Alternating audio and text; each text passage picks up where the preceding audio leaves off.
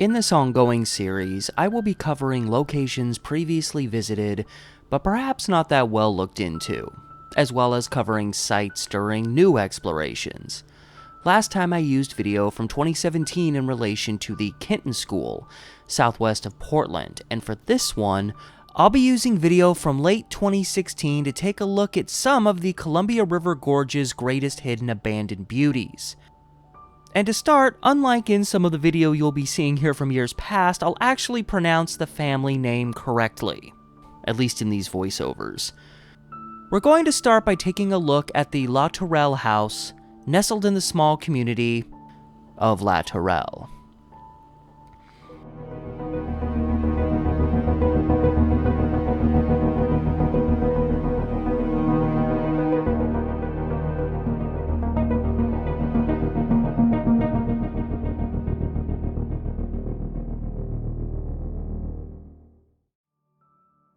This house, which has been left to be reclaimed by nature for probably longer than I've been alive, was built around the turn of the century.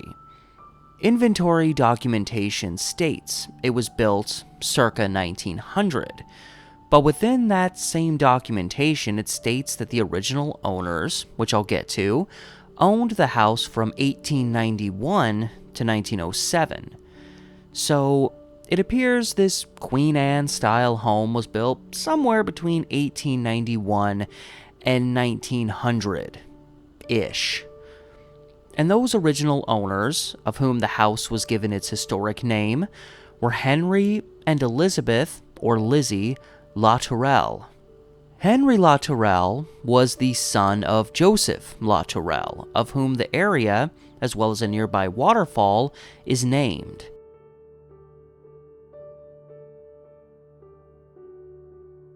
Born in New York in 1831, Joseph ultimately came out west and took out a land claim in the area around 1853, at which time he established a farm just west of where the Latourell community of today still exists.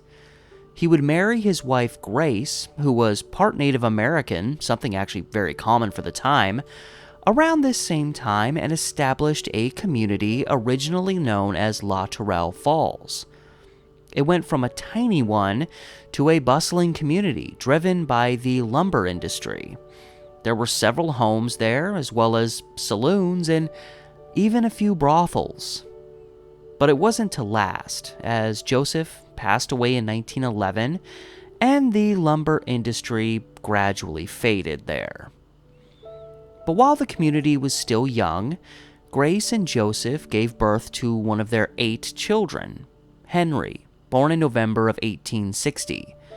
He would ultimately marry Elizabeth Ann Heine, and the two would stay married for almost 80 years, when Harry finally passed away on February 2nd, 1958, at the age of 97.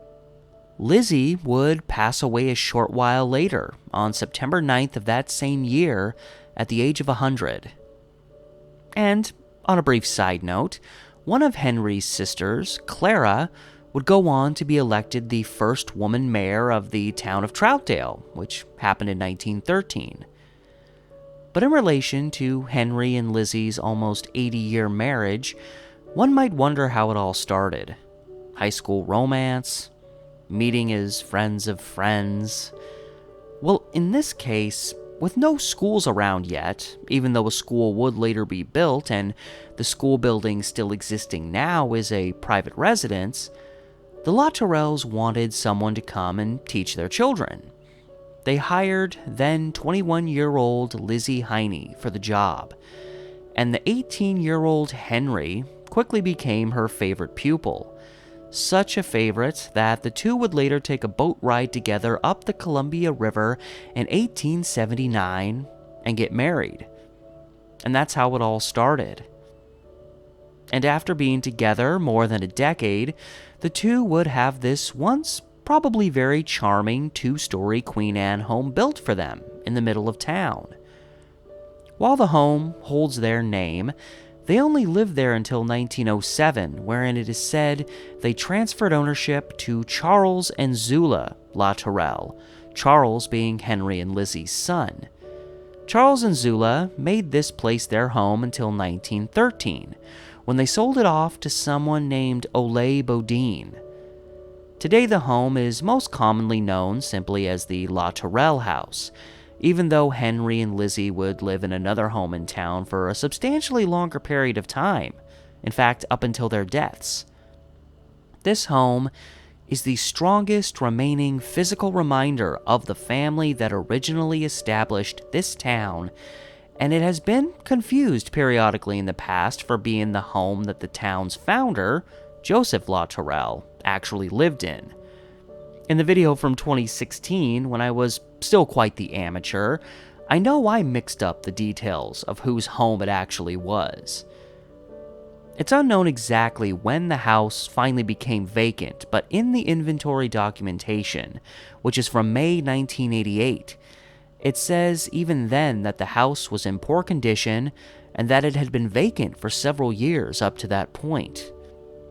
The following video then captures a home that by then may have been vacant for a minimum of 30 years and likely much longer.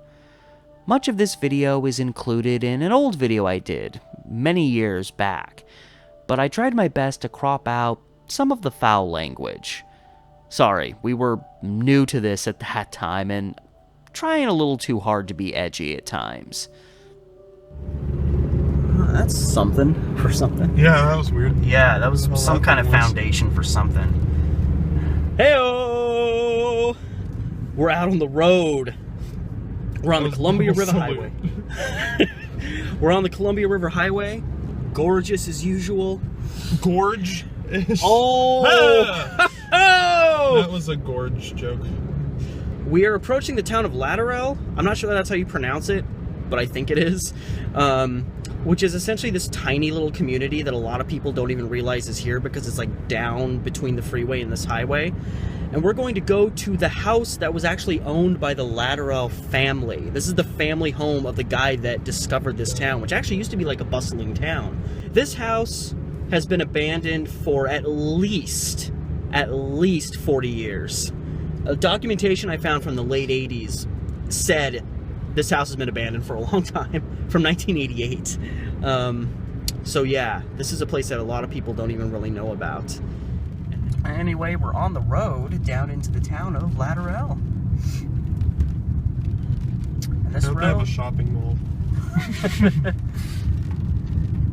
They got it all here. Okay, get ready. You're gonna want to look this way once we pass this house here, because the Latourell on this side. Past this one house here. That way? Here? This is the Latourell house. We're about to see right around this one. You know, we better turn around. Yeah, we're gonna want to find a spot to pull off. So, everybody, I bring to you the the Latourell house. And there's no trespassing, so we're not gonna actually go into the house. Not that, I mean, would you go into this house? Watch it topple on you? Nice door. And this, seriously, this place has been abandoned for decades. You want to go inside? I don't. But yeah, look at that. Look how long that's been in. Yeah, I mean, just completely, utterly collapsing onto itself. What the hell is this? Yeah. Gristle. It actually is a good thing that they put no trespassing signs on here. Not just because someone could kill themselves going into this place, but just because, I mean, even though it's falling apart, like, this is a major historical landmark for the town, which is probably why they haven't, like, destroyed it or just, you know, crushed it and built a new house here. Yeah, this is, I guess, yeah, this was a tall window into the abyss. I mean, yeah, look at this. You guys want to go inside? You can kind of see this blocked out window, but yeah, this was, I'm assuming this was like a bedroom. Was being the key word. Off to the side. Yeah, it's been just left here to rot for so long. Yeah, see, there's the old lock. So yeah, this was like a big window.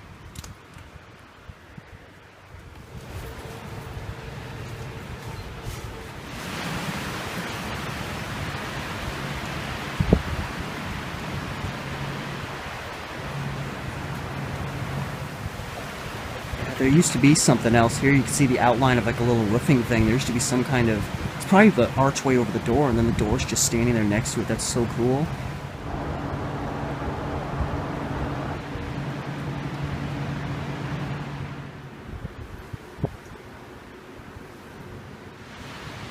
Yeah, it's not really showing up, but there's like a completely battered down door just kind of hanging open inside that window.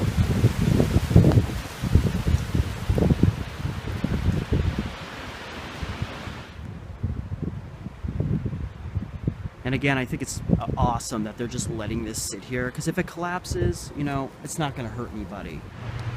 You can just barely see in there the roof's... I mean, the roof's just collapsing all over. Nobody's done anything with this place for, you know, at least 40 years.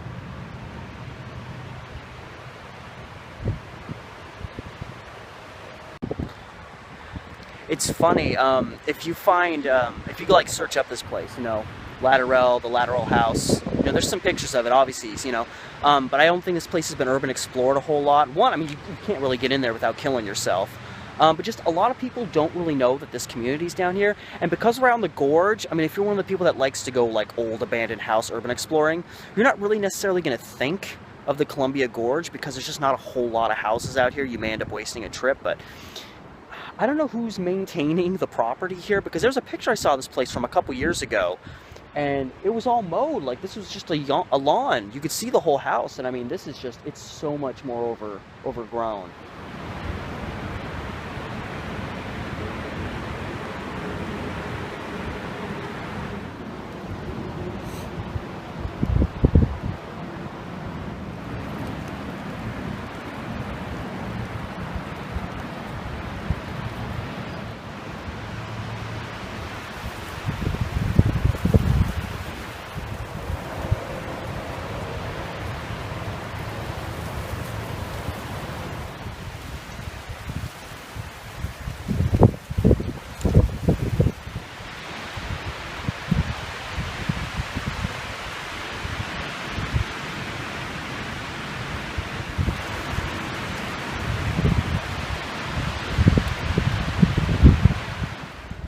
So happy I was able to bring this to you guys today, because this is a massive piece of Columbia Gorge history that's probably, in all honesty, not going to be here too much longer.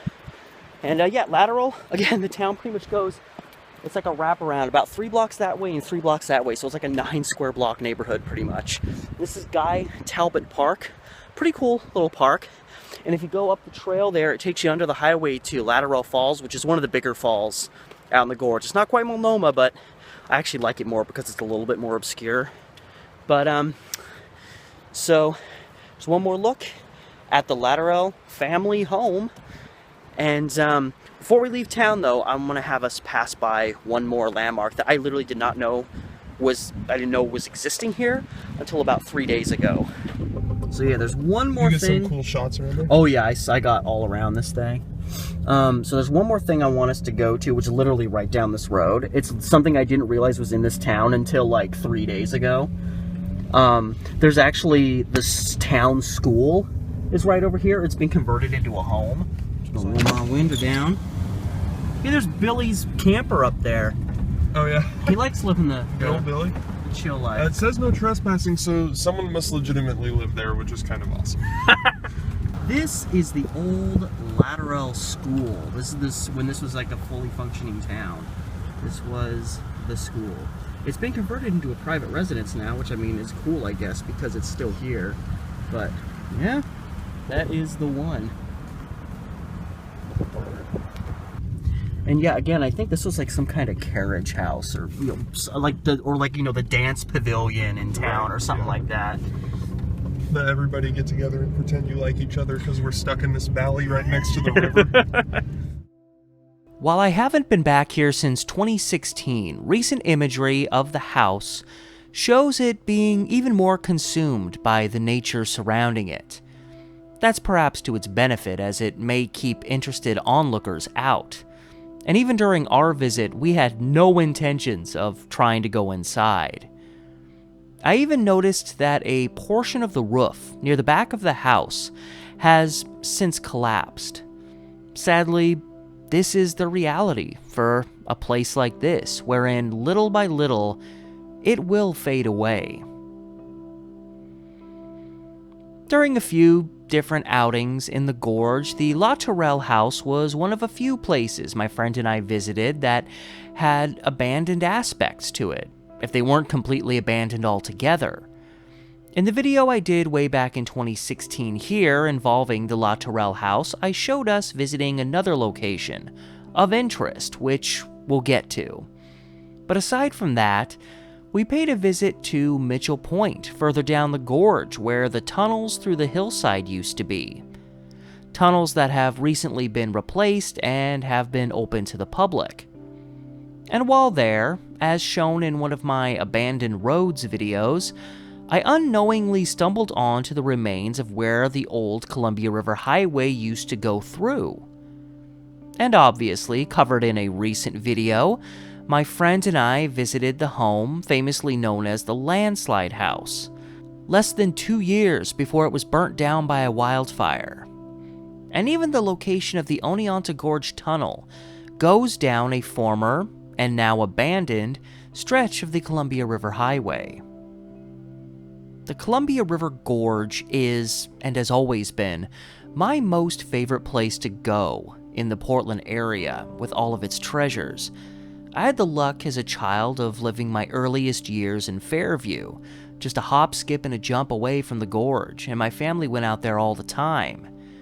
And one place we always made sure to stop at, just to unwind, was Bridal Veil State Park, just up the hill from the ghost town site of Bridal Veil.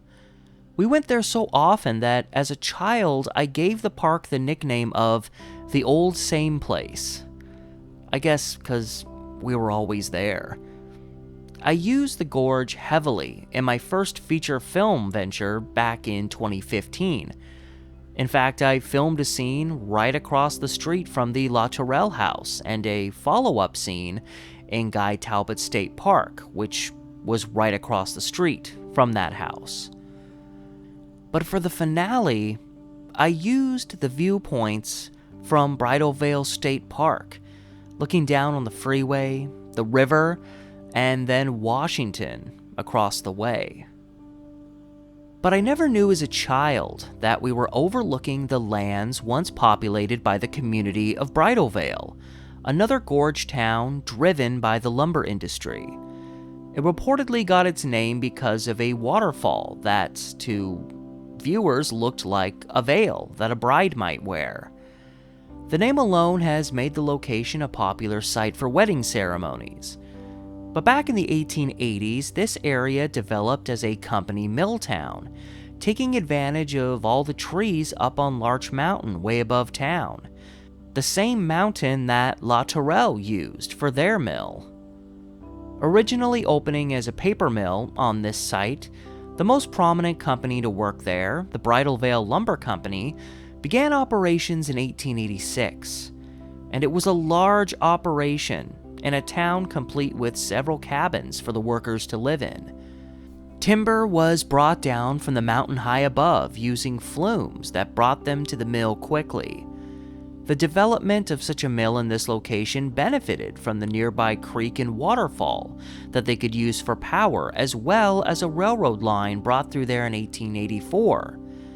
This milling operation also worked in conjunction with another mill close by, one that was in the now also ghost town community of Palmer. There's still a Palmer Mill Road today that branches off the highway, and I still remember my dad taking me up that stretch of road when I was about 10 years old in our '84 Honda Accord hatchback, and it was about one of the most scariest moments of my life.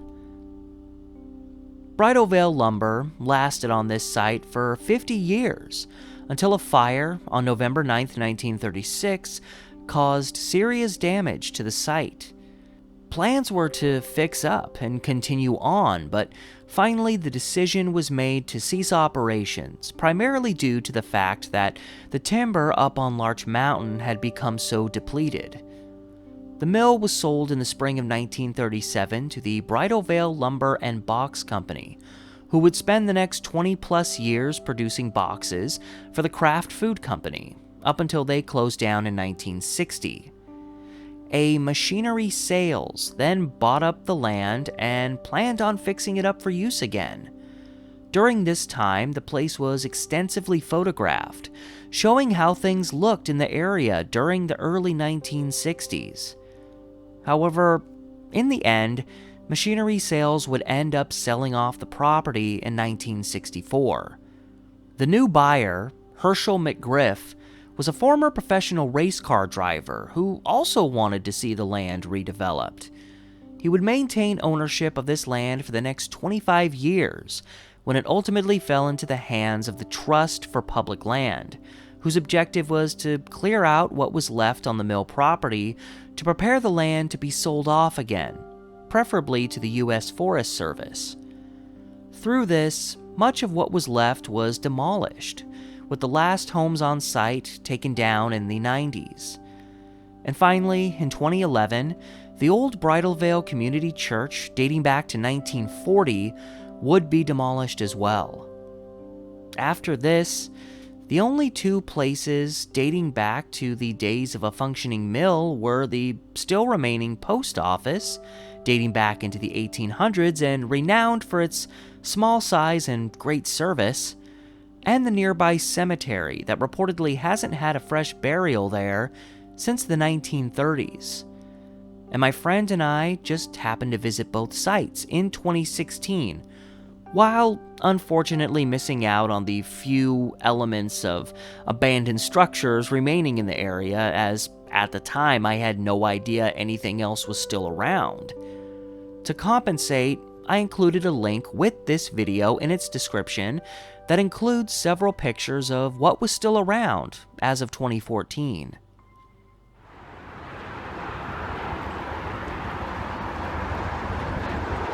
We are in Bridal Veil, which is one of those ghost towns where there's like pretty much nothing left. So we're just gonna... Well, it's not even really technically a town anymore. Yeah. It's just like the name. It's Bridal got like, Veil. yeah, just the title of Bridal through. Veil. Yeah.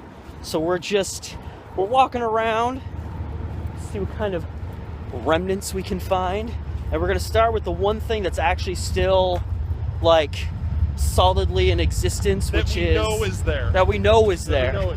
Which is the post office right up yonder. When they started to put the train in, they might have moved it over.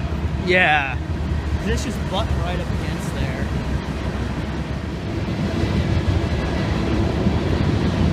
We are approaching. One more time for the kids at home. When was that here? The turn of century? Around the turn of the century was when it was built.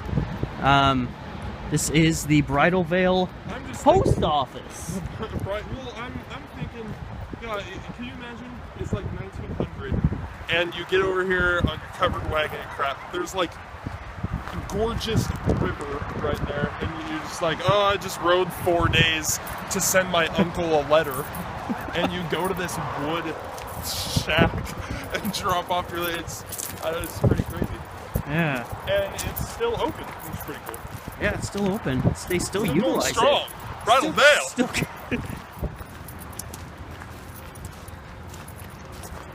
It probably says somewhere on here when it was built.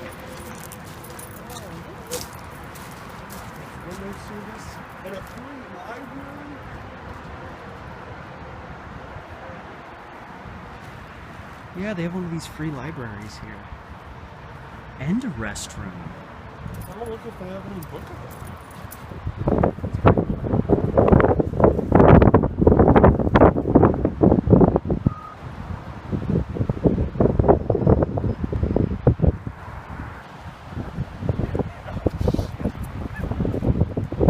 Babysitters Club. Welcome back, Stacy.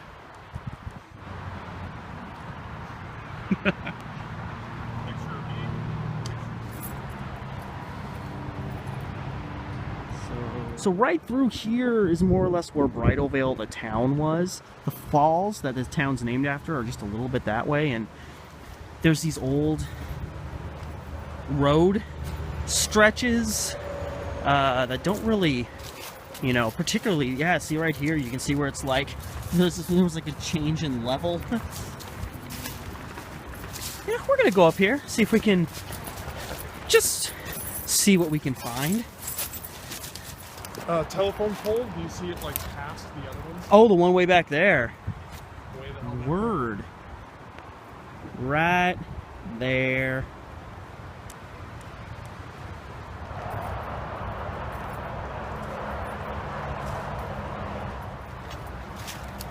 Climbing up this old Bridal Veil road. Doing my usual Steve thing. Going off-road. Because this is all old Bridal Veil that I'm looking at here. What the hell?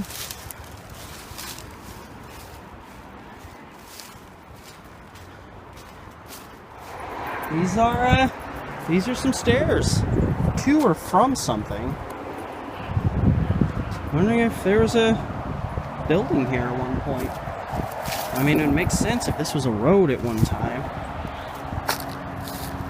It's cool. Oh my god! Remains of the old town! Not hardly. I don't think this kind of stuff existed back in those days. So we're coming to this offshoot of the main highway from the road up here. And we're gonna go a little ways down here. There's some more historic stuff down here.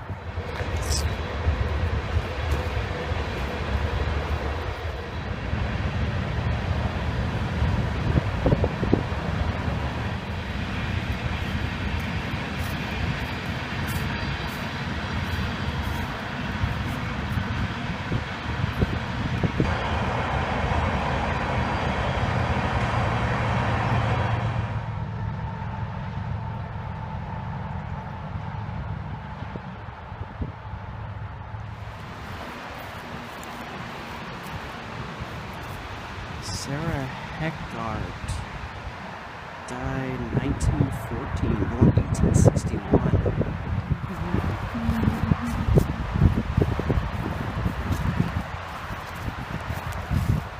Yeah, look at this.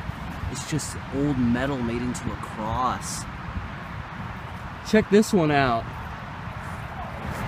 Oh geez, this is... Oh man, this is a child. This is a baby. Only lived 4 days.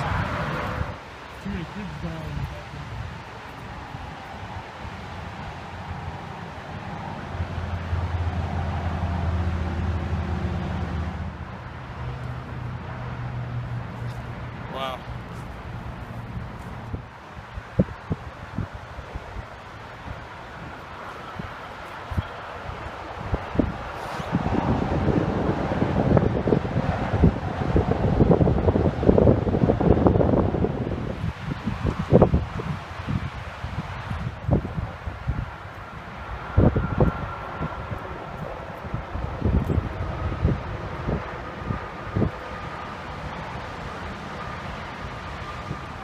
Son, yeah, he only lived 7 years, 1899 to 1906. You can actually see like the concrete around somebody's burial capsule, whatever. It looks like it's like this looks like General Rock, but this actually looks like there was actually a grave here that's coming up. So, God, I wonder if this is a grave. There's just a piece of wood. I mean, it may not be, but you know, there's some of these are just like pieces of iron, and then you've got. It's like they were too poor to afford a headstone of some kind or forgotten.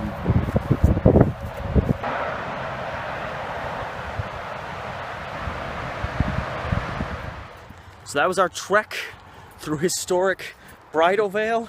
Obviously there wasn't a whole lot to see because the town isn't here anymore. But we got to see some stuff. So as usual, Can't all be awesome dilapidated houses filled with 1940s to 1960s era random crap. This looks like another chunk of a road that once was. of yesteryear.